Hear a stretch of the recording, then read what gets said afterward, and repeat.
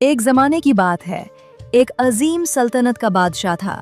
وہ نہایت رحم دل، انصاف پسند اور اپنی رعایا سے بے پناہ محبت کرنے والا تھا۔ اس کی سخاوت اور نرمی کے چرچے دور دور تک پھیلے ہوئے تھے، مگر قسمت کو کچھ اور ہی منظور تھا۔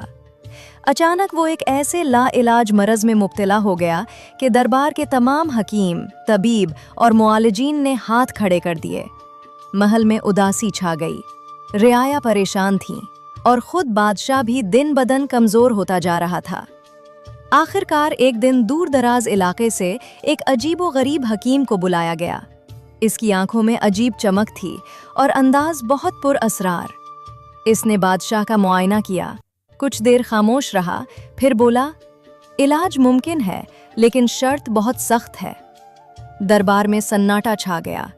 حکیم نے کہا، 8 سال کے ایک بچے کو ذبح کر کے اس کے خون سے دوا تیار کی جائے گی اور بادشاہ کو خود یہ منظر دیکھنا ہوگا، تب ہی شفا ممکن ہے۔ یہ سن کر سب کے دل دہل گئے، مگر بادشاہ کی جان بچانے کے لیے اعلان کر دیا گیا کہ جو کوئی اپنا بچہ دینے پر آمادہ ہو اسے بے شمار دولت، عزت اور عمر بھر کی شاہی مراعات دی جائیں گی۔ کئی دن گزر گئے، پھر ایک دن خبر آئی کہ جنگل کے کنارے رہنے والے ایک غریب میاں بیوی نے اپنے 8 سالہ بچے کو دینے پر رضامندی ظاہر کر دی ہے۔ دربار میں انہیں بلایا گیا۔ وہ سادہ لوگ تھے، مگر ان کی آنکھوں میں دنیاوی لالچ صاف نظر آ رہا تھا۔ انہوں نے شرط رکھی، ہمیں زندگی بھر کا شاہی پروٹوکول اور ہیرے جواہرات دیے جائیں۔ بادشاہ نے اپنی جان بچانے کی امید میں یہ شرط مان لی۔ پھر سب کچھ قانونی طریقے سے کیا گیا۔ قاضی سے فتویٰ لیا گیا، کاغذات تیار کیے گئے تاکہ کوئی اس عمل میں رکاوٹ نہ ڈال سکے۔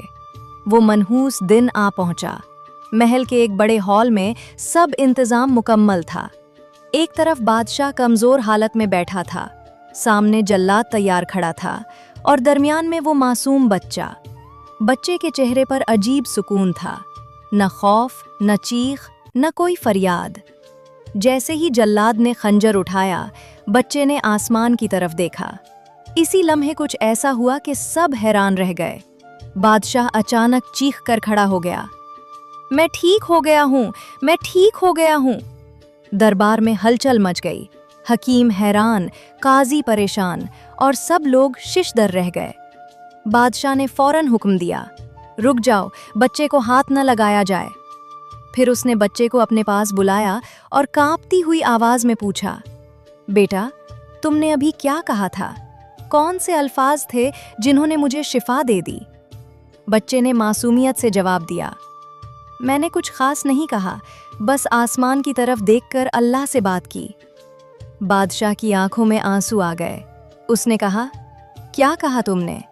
بچے نے آہستہ آہستہ کہا، میں نے کہا، اے اللہ، قاضی نے پیسے لے کر مجھے ذبح ہونے کے لیے تنہا چھوڑ دیا، میرے ماں باپ نے دولت کے لیے مجھے بیچ دیا، اور ایک رحم دل بادشاہ بھی اپنی جان بچانے کے لیے مجھے قربان کرنے بیٹھا ہے۔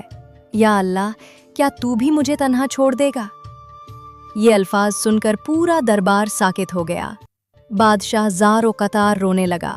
اس نے فوراً بچے کو گلے لگا لیا اور کہا، نہیں، اللہ نے تمہیں تنہا نہیں چھوڑا، بلکہ تمہارے وسیلے سے مجھے ہدایت دے دی۔